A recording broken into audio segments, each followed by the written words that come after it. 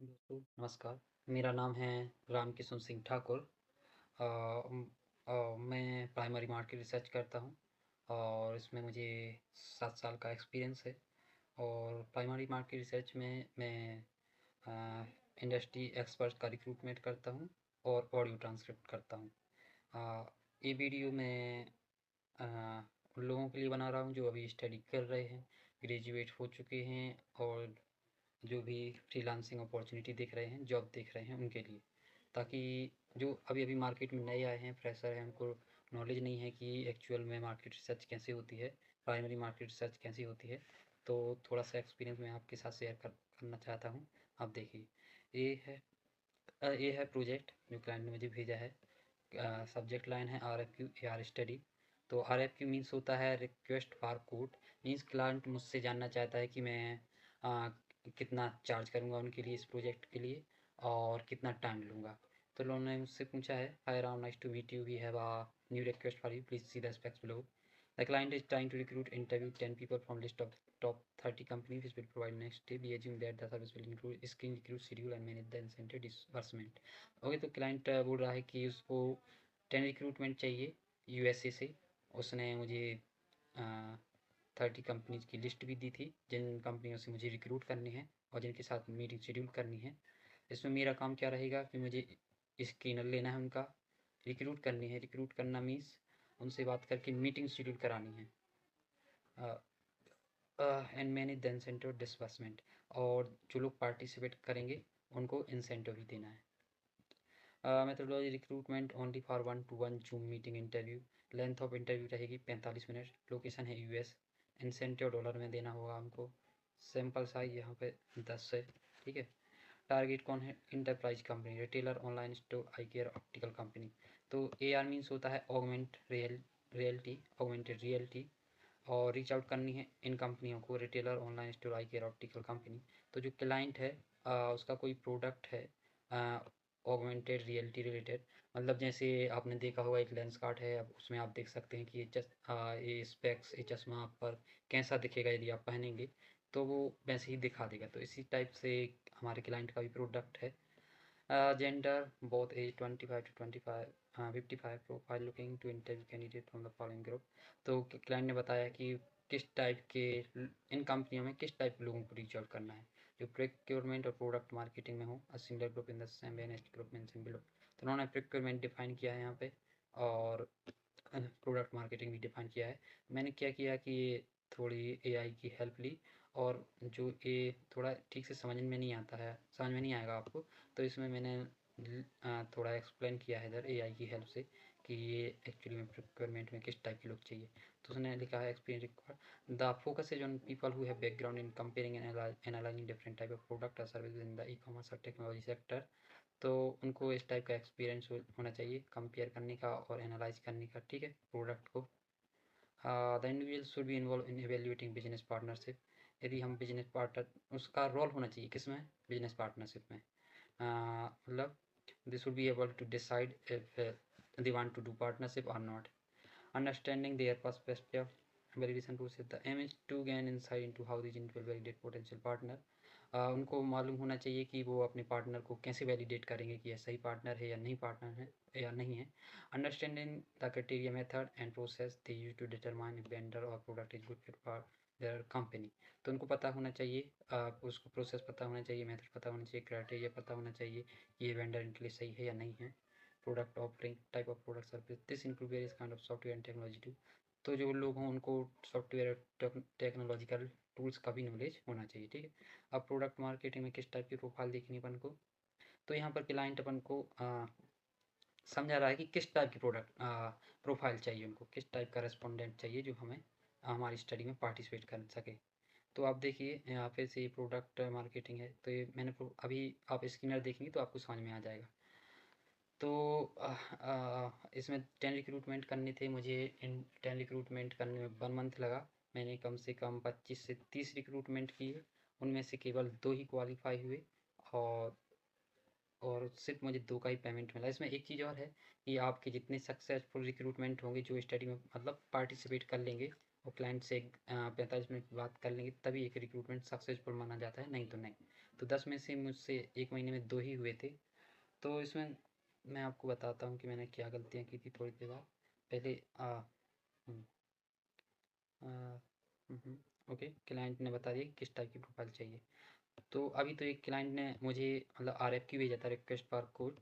इसका मतलब request for coat का मतलब नहीं होता कि आपको प्रोजेक्ट मिल चुका है। अभी क्लाइंट ने आपसे पूछा है कि आप कितना चार्ज करेंगे और आप कितना टाइम लेंगे, ठीक है? तो अब इसके बाद क्लाइंट ने मुझे कंफर्म कर दिया था, मैंने उनको $350 चार्ज किया था, ओके। तो $350 में से क्या दो रिक्रूटमेंट हुए थे, मुझे उनको $250 देने पड़े। और तो टोटल $500 तो उन्हीं को चला गया था, मुझे कुछ $100 ही बचे थे 1 महीने में। अ, तो वो ऐसा क्यों हुआ था, क्योंकि क्लाइंट ने कंपनी की लिस्ट दे रखी थी एक तो, और उसके अलावा जो क्लाइंट ने बोला था कि अ, इन लोगों को रीच आउट करना है, तो बहुत सारे जो स्क्रीनर हैं वो क्वालिफाई नहीं हुए थे, केवल 2 ही क्वालिफाई हुए थे। और वहाँ पर जो जो मेरा सैंपल था, जो मैंने लीड जनरेट की थी उन कंपनियों में काम करने वाले लोगों की, उनमें सभी एग्जॉस्ट हो चुकी थी, मैंने सबको रीच आउट कर लिया था लेकिन कोई मिला ही नहीं था। हाँ, और क्लाइंट को उसमें से भी 3 ऑप्टोमेट्रिस्ट चाहिए थे, 7 डिसीजन मेकर चाहिए थे। तो कोई भी ऑप्टोमेट्रिस्ट हमारा स्क्रीनर क्वालिफ़ाई नहीं कर रहा था, केवल इस डिसीजन मेकर ही क्वालिफ़ाई कर रहे थे। और इसके अलावा मैंने 2 प्रोजेक्ट ले लिए थे। और एक चीज़ और है, यदि आप री-बिडिंग करते हैं, आपको भी क्लाइंट आरएफक्यू भेजता है, तो आप और स्पेशली यूएसए के लिए, तो कम से कम यूएसए के लिए आप अपना प्राइस 400 से $450 रखिए, जिसमें आपको इंसेंटिव भी उसको पे करना पड़ेगा। नहीं तो आप सिंपली आप क्लाइंट को बोलिए कि आप मुझे एक रिक्रूटमेंट का $100 दे दीजिए, और जो भी पार्टिसिपेंट को इंसेंटिव देना होगा आप देख लीजिए। इससे बहुत सही रहता है, आप करते रहिए काम। आपको कोई टेंशन नहीं होती कि मुझे इसको पे करना है, उसको पे करना है। लेकिन एक फ़ायदा और हो जाता है ऐसा पूरा प्रोजेक्ट लेने से, कि कभी-कभी कुछ रेस्पोंडेंट बोलते हैं कि आप अ, जो इंसेंटिव है आप ही रख लीजिए, तो इससे हमें थोड़ा प्रॉफ़िट हो जाता है। लेकिन अ, और स्पेशली जैसे आप रिक्रूटमेंट ट्रेड सेगमेंट में रिक्रूट कर रहे हैं, जैसे जैसे क्लाइंट ने आपको बोला है कि कोई भी मैन्युफैक्चरिंग कंपनी है, उसमें रिक्रूटमेंट करने हैं। तो आप क्या कीजिए, तो यहाँ पर आप ज़्यादा से ज़्यादा चार्ज कीजिए क्लाइंट को। और कभी भी ये मत सोचिए कि मैंने ज़्यादा चार्ज कर दिया, कम से कम $450-500 कीजिए। क्या है कि जो सेल्स वाले पीपल होते हैं, सेल्स डायरेक्टर हो गए, सेल्स मैनेजर हो गए, तो ये इनकी कंपनी इनको अलाउ नहीं करती कोई भी कॉन्फिडेंशियल डाटा शेयर करने या किसी भी स्टडी में पार्टिसिपेट करना अलाउ नहीं करती। तो ऐसे में क्या होता है कि ये लोग बहुत चार्ज करते हैं। ऐसे में आपको इनको सिर्फ़ और सिर्फ़ लिंक्डइन से ही रीच आउट कर सकते हैं, क्योंकि यदि आप कंपनी में कॉल करके उनको अप्रोच करेंगे तो वो डायरेक्टली डिनाई कर देंगे, क्योंकि उनकी कंपनी की पॉलिसी होती है कि कोई भी इस प्रकार की सर्वे स्टडी में पार्टिसिपेट नहीं कर सकता, जिससे कि कॉन्फिडेंशियल डाटा मतलब सबके पास पहुँचे उनका। तो जब भी यदि आपको कोई भी कोई आपका क्लाइंट आपको सेल्स के बंदे रिक्रूट करने को बोलता है, तो आप ज़्यादा से ज़्यादा चार्ज कीजिए, ठीक है? और आप अपने लिए हमेशा इतना तो रखिए कि आप एक रिक्रूटमेंट पर $100 सेव कर सकें। तो मेरा भी इतना ही बनता है, मतलब हमेशा मैं इतना इतना ही रखता हूँ कि कम से कम $100 सेव कर सकूँ। तो ओके, तो ये देखिए आप इन्फॉर्मेशन फिर से क्लाइंट ने सेम टू सेम इन्फॉर्मेशन भेजी है कंफर्म करके। इसके बाद हम आप सीधा स्किनर की ओर जाते हैं। स्किनर में क्या क्या है। हम्म, हम्म, हम्म, ये रहा स्किनर। पहले पार्टिसिपेंट को हमें बताना है कि we will not share any confidential information about you or your organization. और उनको ये भी बोलना है कि ये डिस्कशन जो हम कर रहे हैं, ये कॉन्फिडेंशियल रखा जाएगा, किसी को नहीं बताया जाएगा, और कहीं पर भी आपका नाम मेंशन नहीं होगा, ठीक है? तो उन्होंने बोला है कि जो हम जब फर्स्ट टाइम पार्टिसिपेंट से बात करेंगे तो हमें एक स्क्रीनर लेना होता है, जिससे हमें पता चल सके कि ही the right person or not to participate in this survey, okay. वैसे तो हम प्रोफाइल देख लेते हैं कि ये सीईओ है, डायरेक्टर है, कौन है, क्या ये हो सकता है क्वालिफाई कर सकता है या नहीं, तो उसी को कॉल करते हैं। ऐसे रैंडमली किसी को भी कॉल नहीं करते हैं। कॉल कर लो या लिंक्डइन पे कनेक्ट कर लो, ईमेल भेज लो, जो भी हो, जैसे भी कनेक्ट करते बने आपसे कनेक्ट कीजिए, ठीक है? करना होता है। ऑर्गेनाइजेशन रेवेन्यू, तो जो जिस कंपनी को आप रीच आउट कर रहे हैं, उसका रेवेन्यू कितना होना चाहिए, $10 मिलियन टू $50 मिलियन, इतना इतना होना चाहिए, 51 to 100 मिलियन डॉलर, इनमें से कोई एक होगा तो क्वालिफाई कर जाएगा। ये तो कंपनी की बात हुई, इंटरप्राइज पूरी कंपनी जो मैन्युफैक्चर करती है। यदि आप किसी रिटेलर को रीच आउट कर रहे हैं तो उसका भी रेवेन्यू कितना होना चाहिए, 10 to 50 मिलियन डॉलर, इतना same to same. Okay, role in selecting third party software technology partner, उनका जो रोल है क्या होना चाहिए, वो डिसीजन मेकर होना चाहिए, part of decision making team हो जाए, की इन्फ्लुएंसर होना चाहिए, इनमें से कोई एक होना चाहिए। ठीक है, जॉब टाइटल क्या क्या हो सकते हैं, एक क्लाइंट ने खुद ही बताया है कि आप इन लोगों को इन कंपनियों में रीच आउट करना है, CEO, CTO, COO, head of engineering manager, vice president of product, product owner, product manager, head of design, head of UX owner, इन लोगों को ऑप्टोमेट्रिस्ट भी हो सकता है। तो ऑप्टोमेट्रिस्ट तो कोई क्वालिफाई किए ही नहीं थे, उनको नॉलेज ही नहीं था। तो इस टाइप से मैंने सभी को, जो सभी भी रेस्पोंडेंट थे, मैंने रीच आउट किया और मैंने ये लीड जनरेशन भी की थी।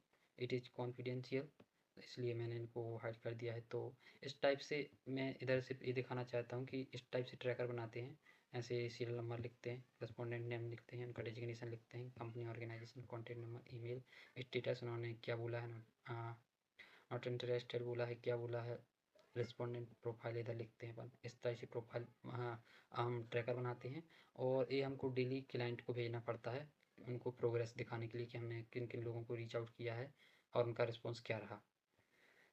ओके, तो इस टाइप से करते हैं हम। और इसके अलावा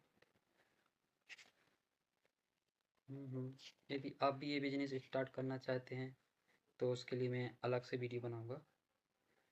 अब ये हो गया। अब मैंने सपोज दैट कि किसी ने इनमें से किसी ने बोला कि yes they are interested to participate, तो अब मैं क्या करता हूँ, उनकी डिटेल, उनका कॉन्टैक्ट नंबर, ईमेल क्लाइंट को भेजता हूँ। तो क्लाइंट क्या करता है कि वो उनको इनविटेशन भेज देता है ईमेल पर, या तो कभी कभी हमें भी इनविटेशन भेजना पड़ता है क्लाइंट को लूप में लेके, उनके ईमेल को टैग करके और रेस्पोंडेंट के। तो वहाँ पर हम जूम मीटिंग की लिंक भेज देते हैं, जिससे क्लाइंट और रेस्पोंडेंट दोनों उधर लिंक पर क्लिक करके ज्वाइन कर सकते हैं। यहाँ पर थोड़ा टाइम कन्वर्जन वाला इशू भी आता है। तो आप जैसे सपोज दैट कि जैसे इंडिया में कितना बज रहा है अभी, 6:25। तो अब हम लिखेंगे IST 6:25 PM to New York time. तो इस टाइप से हम क्लाइंट को बोल देते हैं कि सपोज कि हमारी मीटिंग 6:25 पर होनी, तो हम क्लाइंट को बोल देंगे it is available at 7:55 AM on Friday New York time. इस टाइप से हम रिस्पोंडेंट को बोल देते हैं कि इस टाइम पर अवेलेबल है ना, तो वो उसी टाइम पर अवेलेबल हो जाते हैं और मीटिंग ज्वाइन कर लेते हैं। यदि आपको कोई क्वेश्चन हो तो आप कमेंट कीजिए। शायद मैं नया नया मैंने वीडियो बनाना शुरू किया है, तो शायद मैं ठीक से एक्सप्लेन नहीं कर पा रहा हूँ, लेकिन मैं देख रहा हूँ कि मैं थोड़ा थोड़ा इम्प्रूव कर रहा हूँ और शायद अच्छी वीडियो बनाने लगूँ। तो मैं जैसा काम करता हूँ मैं आपको वैसा ही बता रहा हूँ। इसमें मैंने कुछ भी ना स्लाइड प्रेजेंटेशन नहीं बनाया है, कुछ भी अलग से ऐसा कि आप करोड़पति बन जाएंगे, कुछ हो जाएगा। इस टाइप का आप काम करके 1 लाख से 1.5 लाख रुपये पर मंथ कमा सकते हैं। तो यदि आपको जॉब नहीं लग रही है तो, और स्पेशली हाँ, कि इस जॉब में क्या होता है, इसमें ज़रूरी नहीं कि आपकी कम्युनिकेशन, इंग्लिश में कम्युनिकेशन बहुत अच्छे हों। यदि आपको इंग्लिश कोई बोल रहा है तो समझ में आनी चाहिए और आपको लिखना आना चाहिए, तो ये प्रोजेक्ट आप आराम से कर सकते हैं। थोड़ी बहुत इंग्लिश बोलना आना चाहिए, एकदम ऐसा नहीं है कि बहुत अच्छी इंग्लिश हो तभी आप ये प्रोजेक्ट डेडिकेशन मांगते हैं। आप कितने डेडिकेटेड हैं काम करने के लिए, एकदम आपको पूरी जान लगा देनी होती है इन प्रोजेक्ट को करने के लिए। आप 2 लाख, 3 लाख, 4 लाख, ये आप पर डिपेंड करता है आप कितना काम करते हैं, आप उतना कमा सकते हैं इससे। क्योंकि कम से कम आप यदि महीने में मान लो 30-40 रिक्रूटमेंट करते हैं और आपको $100 देते हैं, तो मान लो आपने महीने में $4000 कमाए, तो अभी आप देखेंगे कितना बना आपका, 3,46,000। तो आपको इतना नहीं आएगा 3,46,000, क्योंकि थोड़ा बहुत बैंक भी कन्वर्जन चार्ज काट लेता है, 100-150 रुपये, थोड़ा बहुत कम जाएगा, लेकिन 3,46,000 मतलब मोटा मोटा नहीं तो आप $2,000 आराम से ये काम करके कमा सकते हैं। आपको क्या करना होगा इसके लिए, क्लाइंट ढूंढना होगा। तो क्लाइंट जो भी जितने भी मार्केट रिसर्च कंपनी हो हैं, आप सर्च कीजिए कि कर लीजिए कि इंडिया में कितनी मार्केट रिसर्च कंपनी है, सबको रीच आउट कर लीजिए। वहाँ पर जो भी लोग मैनेजर लेवल पे हैं, सबको प्रोजेक्ट मैनेज करते हैं, आउटसोर्स करते हैं प्रोजेक्ट को, उनसे पूछ लीजिए कि क्या आप प्रोजेक्ट आउटसोर्स करते हैं, वो बता देंगे कि आप, और उनको बोलिए कि आप फुल टाइम फ्रीलांसर हैं, फ्रीलांसर को काम आसानी से मिल जाता है। और इन प्रोजेक्ट को करने के लिए आप, मतलब एक टीम की ज़रूरत नहीं होती, आप इंडिविजुअली आप कर सकते हैं अकेले। तो यदि आपके पास लैपटॉप है, इंटरनेट है, मोबाइल है, तो ये आप काम कभी भी शुरू कर सकते हैं। ओके, धन्यवाद।